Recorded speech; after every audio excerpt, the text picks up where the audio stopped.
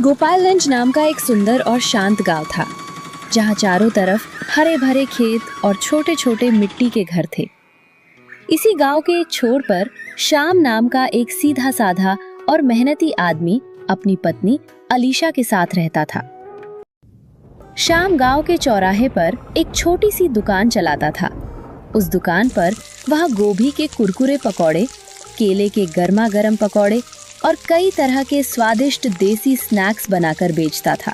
बारिश हो रही थी। एक अमन नाम का आदमी छाता लेकर उसकी दुकान पर आता है। अरे श्याम भाई, तुम्हारे हाथ के बने गोभी के पकौड़े तो सचमुच लाजवाब है। सुबह सुबह खेत से लौटते समय अगर तुम्हारी दुकान की चाय और ये गर्मा गर्म पकौड़े ना मिले तो पूरा दिन ही अधूरा सा लगता है। धन्यवाद अमन भाई, आप लोगों का प्यार ही मेरी सबसे बड़ी कमाई है। मैं बस ईमानदारी से मेहनत करता हूँ ताकि सबको अच्छा खाना खिला सकूं। श्याम अपनी दुकान पर मेहनत तो बहुत करता था, लेकिन उस समय पहले पत्नी की बीमारी के कारण उसे गांव के सबसे बड़े और लालची साहूकार उपेंद्र से एक बड़ा कर्ज लेना पड़ा था। उपेंद्र बहुत ही क्रूर और चालाक इंसान था, जो दूसरों की मजबूरी का फायदा उठाकर उनकी जमीन और दुकानें हड़पने के लिए बदनाम था। आज भी वह अपने कुछ आदमियों के साथ श्याम की दुकान की तरफ बढ़ रहा था। ओए श्याम, बहुत दिन हो गए तुझे पकौड़े बेचते हुए और मजे उड़ाते हुए, लेकिन मेरे पैसे का क्या हुआ? मैंने तुझे जो कर्ज दिया था उसका ब्याज दिन प्रतिदिन आसमान छू रहा है और तू चैन से बैठा है। मालिक, थोड़ा समय दे दीजिए। पिछले साल फसल बर्बाद हो गई थी और अलीशा की बीमारी में भी बहुत खर्च हो गया। बहुत समय तुम्हें दे दिया श्याम। अगर इस हफ्ते के अंदर तूने मेरा सारा बकाया पैसा नहीं चुकाया तो याद रखना, ये दुकान अब तेरी नहीं रहेगी। आज ही तेरी दुकान पर ताला लगा देता हूँ। तेरे पास 15 दिन है, वरना ये दुकान हमेशा के लिए मैं अपने नाम पर कर लूंगा। कृपया मुझे थोड़ा और समय दे दीजिए। मैं आपका एक एक पैसा पाई पाई समेत चुका दूंगा। बस मेरी इस दुकान को मत छीनिए। मुझे तेरी इन झूठी कहानियों और बहानों से कोई मतलब नहीं है श्याम। मुझे सिर्फ अपना पैसा चाहिए। अगर तेरे पास पैसे नहीं है तो अपनी इस दुकान के कागजात मेरे नाम लिख दे और अपना पीछा छुड़ा। साहूकार जी, श्याम कभी किसी का हक नहीं मारता। थोड़ा समय दे दीजिए, मेहनत करके सब चुका देगा। तू ज्यादा इसका वकील मत बन, वरना तेरा भी हिसाब बराबर करना पड़ेगा मुझे। ये मेरा और श्याम का मामला है, इसमें टांग अड़ाने की कोशिश मत कर, वरना भारी पड़ेगा। मैंने जो कह दिया सो कह दिया। 15 दिन मतलब 15 दिन, उसके बाद दुकान मेरी होगी। मैं श्याम के दुकान पर ताला लगा दिया था। उसे 15 दिन का समय दिया था ताकि वह अपना दुकान और अपना कर्ज छूट सके। उदास मन से शाम होते ही श्याम ने अपनी दुकान बंद कर घर की तरफ निकल पड़ता है, लेकिन आज उसके चेहरे पर वो रौनक नहीं थी जो रोज हुआ करती थी, जबकि आसमान में काले बादल तेजी से घिरने लगे थे और बारिश शुरू हो गई। जब श्याम अपने घर पहुंचा तो उसकी पत्नी अलीशा दरवाजे पर ही उसका इंतजार कर रही थी। आप इतने उदास क्यों हैं जी? आज फिर उस साहूकार उपेंद्र ने आपको कुछ कहा क्या? अलीशा, आज उपेंद्र अपनी लाठी लेकर दुकान पर आया था और उसने सबके सामने मुझे बहुत भला बुरा कहा और दुकान पर ताला लगा दिया। उसने मुझे केवल 15 दिनों की मोहलत दी है और कहा है कि अगर कर्ज नहीं चुकाया तो दुकान हड़प लेगा। आप इस तरह हिम्मत मत हारिए, भगवान पर भरोसा रखिए, वह कोई ना कोई रास्ता जरूर दिखाएंगे। अभी आप खाना खा लीजिए और आराम कीजिए। कल सुबह हम इसके बारे में ठंडे दिमाग से सोचेंगे। पूरी रात आसमान से मूसलाधार बारिश होती रही और बादलों की गड़गड़ाहट से पूरा गांव गूंजता रहा। श्याम रात भर सो नहीं सका। उसे अपने खेतों की चिंता सता रही थी, जहां उसने बहुत मेहनत से फसल उगाई थी ताकि उसे बेचकर कुछ पैसे मिल सकें। सुबह होते ही बारिश थोड़ी धीमी हुई तो श्याम बिना कुछ खाए पिए सीधे अपने खेतों की तरफ भागा। रात भर की भीषण बारिश के कारण श्याम का पूरा खेत पानी में डूब चुका था और उसकी सारी फसल पूरी तरह से सड़ चुकी थी। जो हरी भरी गोभी और सब्जियां उसकी उम्मीद का सहारा थीं, आसमान की तरफ देखकर जोर जोर से रोने लगा। हे भगवान, तूने मेरे साथ ऐसा क्यों किया? मेरी सारी मेहनत पर पानी फेर दिया। अब मैं अपने परिवार का पेट कैसे पालूंगा और उस क्रूर साहूकार का कर्ज कैसे चुकाऊंगा? मेरी फसल पूरी तरह बर्बाद हो गई है। तभी गांव का रहने वाला उसका मित्र अमन भी वहां पहुंच गया और श्याम को इस हालत में देखकर बहुत दुखी हुआ। श्याम भाई, खुद को संभालो। इस तरह रोने से बिगड़ी हुई बात नहीं सुधरेगी। इस बारिश ने सिर्फ तुम्हारा ही नहीं बल्कि पूरे गांव के किसानों का भारी नुकसान किया है। चलो मेरे साथ घर चलो, अलीशा भाभी तुम्हारी राह देख रही होंगी। अमन ने श्याम को सहारा देकर खड़ा किया और उसे ढांढस बंधाते हुए उसके घर की तरफ ले गया। श्याम का पूरा शरीर भीगा हुआ था और उसके चेहरे पर छाई मायूसी उसकी लाचारी को बयां कर रही थी। घर जाकर अमन ने सारी बात अलीशा को बता दिया। कमरे में कुछ देर तक गहरी खामोशी छाई रही। सिर्फ बाहर गिरती बारिश की आवाज आ रही थी। अलीशा गहरी सोच में डूबी हुई थी। तभी अचानक उसके दिमाग में एक विचार आया और उसकी आंखों में उम्मीद की एक नई चमक दिखाई दी। सुनिए जी, रोने और उदास होने से हमारे दिन नहीं बदलेंगे। हमें कुछ नया करना होगा। इस बारिश के मौसम में लोग गर्मा गर्म और चटपटा खाना बहुत पसंद करते हैं। क्यों ना हम इस बार साधारण गोभी के पकौड़ों की जगह ताजी मछलियों का फिश फ्राई बनाकर बेचें। बारिश में नदी से ताजी मछलियां आसानी से मिल जाएंगी और लोग इसे चाव से खाएंगे। लेकिन अलीशा, मैंने तो अपनी पूरी जिंदगी में सिर्फ शाकाहारी पकौड़े ही बनाए और बेचे हैं। मुझे फिश फ्राई बनाने का कोई अनुभव नहीं है और ना ही मुझे पता है कि इसके मसाले कैसे तैयार होते हैं। अगर लोगों को इसका स्वाद पसंद नहीं आया तो? आप इसकी चिंता बिल्कुल मत कीजिए। मेरी माँ ने मुझे एक बहुत ही खास मसाला बनाना सिखाया था। मैं खुद अपने हाथों से मछलियों को साफ करके उस मसाले में लपेटकर आपके लिए तैयार कर दूंगी। आपको बस दुकान पर ले जाकर उन्हें गर्मा गर्म तेल में अच्छे से फ्राई करके बेचना होगा। एक बार लोग इसका स्वाद चखेंगे तो उंगलियां चाटते रह जाएंगे। अलीशा की बातों में इतना आत्मविश्वास और भरोसा था कि श्याम के बुझते हुए दिल में फिर से उम्मीद का दिया जल उठा। अगली सुबह श्याम और अमन नदी किनारे ताजी मछलियां पकड़ने गए।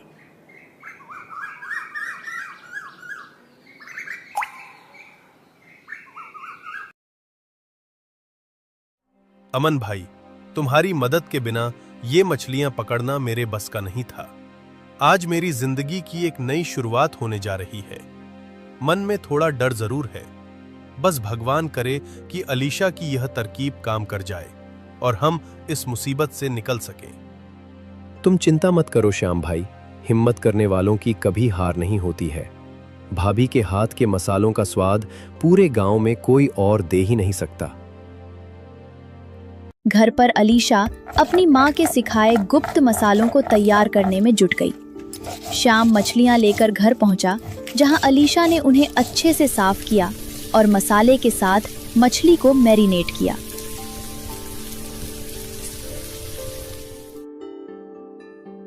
लीजिए जी, ये मछलियां अब कढ़ाई में तलने के लिए पूरी तरह से तैयार हैं। तेल को अच्छे से गर्म होने दीजिएगा और धीमी आंच पर इन्हें कुरकुरा होने तक सेकिएगा। अलीशा, तुम्हारी आंखों का यह अटूट भरोसा ही मेरी असली ताकत है। मैं जा रहा हूं और आज पूरी लगन से इस नए काम में अपनी जान लगा दूंगा।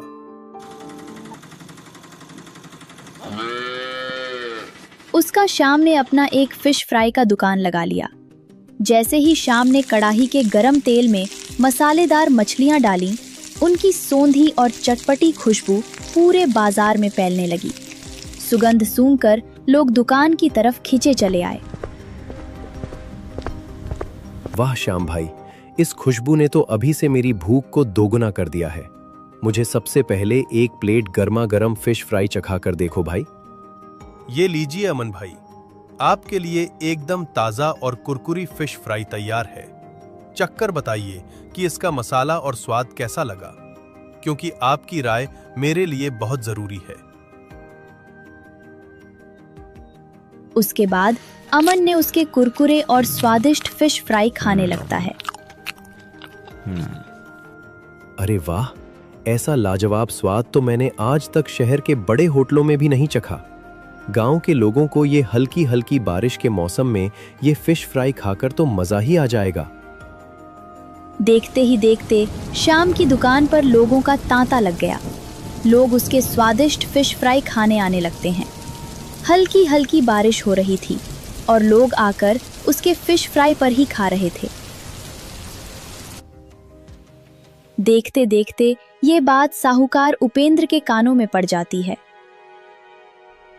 मालिक मालिक हो श्याम, अपना मछली पकौड़े का एक दुकान लगाया हुआ है। गांव के लोग इतने बड़े जमा हुए हैं कि जगह तक नहीं है। क्या तुम सच कह रहे हो? हम ऐसा होने नहीं दे सकते। अगर ऐसा ही चला रहा तो वो अपना कर्ज जल्दी ही ब्याज के साथ चुका देगा।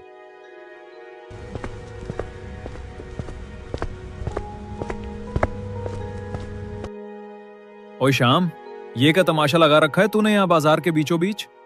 मैंने तुझे पकौड़े बेचने की इजाजत दी थी, ये मछली का धंधा कब से शुरू कर दिया?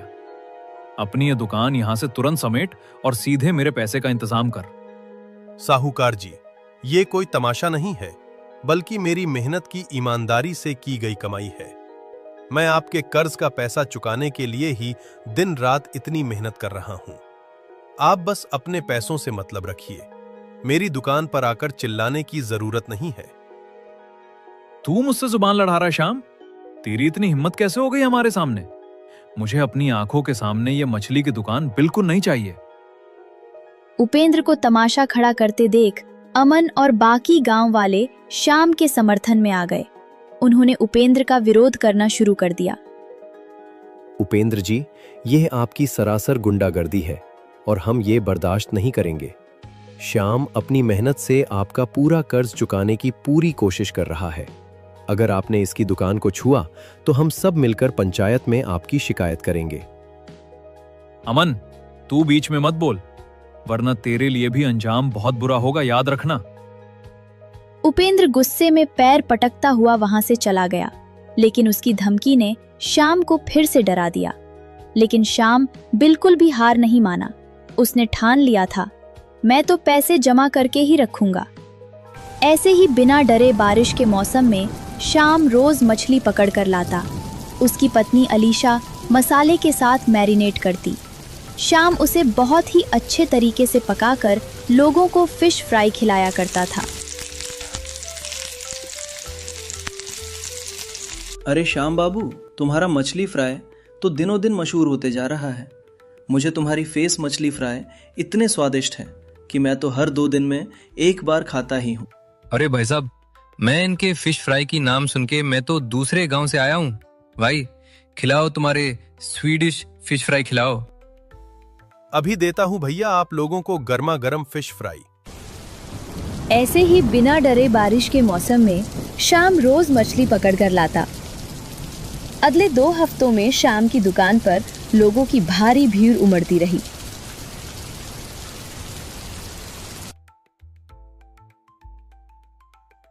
अलीशा, देखो, आज 14वां दिन है और हमारे पास लगभग पूरा पैसा इकट्ठा हो गया है।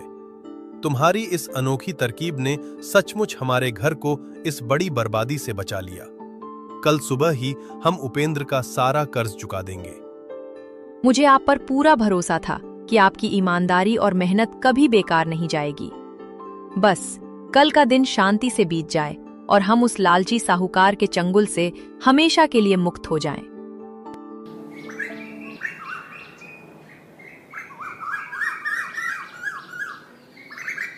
अगली सुबह यानी 15वें दिन साहूकार उपेंद्र बड़ी अकड़ के साथ श्याम की दुकान पर आ धमका। उसे पक्का विश्वास था कि श्याम पैसे नहीं जुटा पाया होगा। हाँ तो श्याम, आज 15वां दिन है और तेरी मोहलत का आखिरी समय समाप्त हो चुका है। चुपचाप अपनी दुकान खाली कर और यहाँ से अपना सारा बोरिया बिस्तर समेटकर तुरंत भाग जा। साहूकार जी, थोड़ा सब्र रखिए। ये लीजिए आपकी पूरी मूल राशि और उसका पूरा ब्याज, जो मैंने दिन रात मेहनत करके कमाया है। अब हमारी दुकान हमें वापस कर दीजिए। इतने सारे पैसे देखकर उपेंद्र की आंखें फटी की फटी रह गईं। लेकिन उसका लालच अभी भी शांत नहीं हुआ था। उसने श्याम को फंसाने के लिए एक नया झूठ बोल दिया। अरे ये तो सिर्फ पुराना हिसाब है, लेकिन पिछले 2 हफ्तों का नया ब्याज तो तूने इसमें जोड़ा ही नहीं। इस नए धंधे को शुरू करने का हर्जाना और बढ़ा हुआ ब्याज मिलाकर तुझे 5,000 रुपए और देने होंगे। अगर अभी वो पैसे नहीं मिले तो ये दुकान तो आज ही कानूनी तौर पर मेरी हो जाएगी। मालिक, यह सरासर अन्याय है। हमारे बीच ऐसी कोई भी बात पहले तय नहीं हुई थी। आपने जो भी ब्याज तय किया था, मैंने उससे भी ज्यादा पैसा लाकर आपके हाथ में दे दिया है। आप अपनी ही जुबान से मुकर कर हम जैसे गरीबों का हक मारने की कोशिश कर रहे हैं।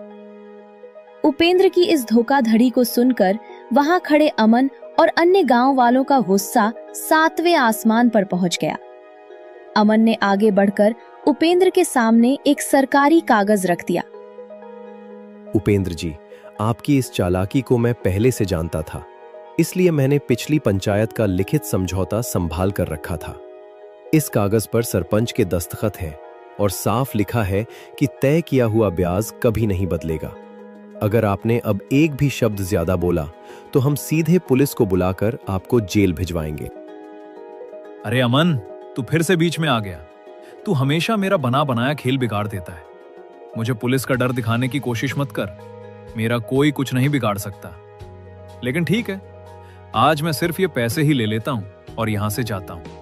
गांव वालों की एकता और पुलिस के डर से घबराकर उपेंद्र ने चुपचाप पैसे लिए, कागजात वहीं फेंके और भाग गया। श्याम आंखों में खुशी के आंसू छलक आए। अमन भाई, आज तुम्हारी सूझबूझ और गांव वालों के साथ ने मेरी जिंदगी और मेरी दुकान दोनों बचा ली। मैं आप सभी का यह बड़ा उपकार अपनी आखिरी सांस तक कभी नहीं भूलूंगा। मेहनत, सच्चाई और आपसी एकता में सचमुच बहुत बड़ी ताकत होती है। उसके बाद शाम को अपनी दुकान मिल जाती है और वो खुशी खुशी इस बारिश के मौसम में गांव वालों को फेस फ्री खिला रहा था और अपने जीवन को आगे बढ़ा रहा था। तो हमारी कहानी यहीं पर खत्म होती है। हमारे अगले वीडियो में श्याम, अलीशा पति पत्नी और उपेंद्र झांसी से, और अमन ने कमेंट किया था तो इनका नाम इस वीडियो में इस्तेमाल की। अगर आप चाहते हैं कि अगले वीडियो में आपका नाम इस्तेमाल हो तो प्लीज कमेंट में अपना एक प्यारा सा नाम लिख दीजिए।